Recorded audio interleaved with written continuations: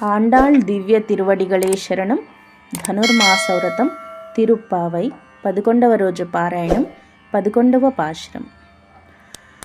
கத்துக்கரவை கணங்கள் பலகரந்து செத்தார் திரளழியச் சென்று செருச்செய்யும் குத்தமொன்றில்லாத கோவலர்தம் பொற்கொடியே உத்தரவல்குல் புனமயிலே போதராய் சுத்தத்து தோழிமாரெல்லாரும் வந்து நின் முத்தம் புகுந்து முகில் வண்ணன் பேர் பாட சித்தாதே பேசாதே செல்வப் பெண்டாட்டி நீ ఎత్తుకురంగుం పొరులేలో రెంబావాయ్.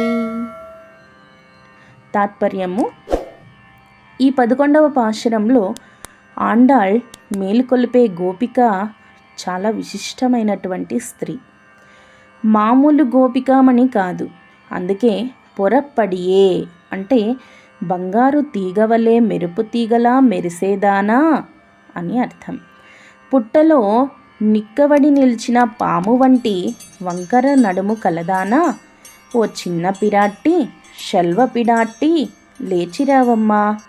అడవి నెమలి పింఛము వంటి జుట్టుముడితో అందమైన దానా, నీ చుట్టములైన చెలికత్తెమలం మేమంతా వచ్చి నీ వాకిట నిలిచి మణివర్ణుడైన శ్రీకృష్ణుని నామములను కీర్తిస్తున్నాము, నిద్రలెమ్ము అంటూ ఇంకా ఎన్నో లేగదూడలు గల పాడియావులు గల నెన్నింటివో పాలు పిండగలవారు, శత్రుభయంకరముగా యుద్ధం చేసే బలశారులు వీరులు అయిన నందగోకుల వంశంలో పుట్టినటువంటి ఓ ఒప్పుల కుప్ప లెమ్ము అంటూ ఈమె విశేషములను మరికొన్ని వర్ణిస్తున్నారు.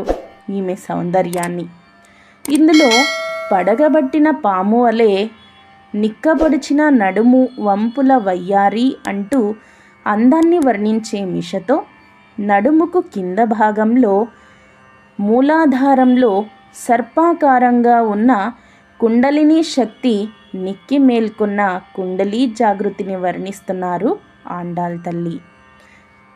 ఆండాళ్ దివ్య తిరువడిகளே శరణం.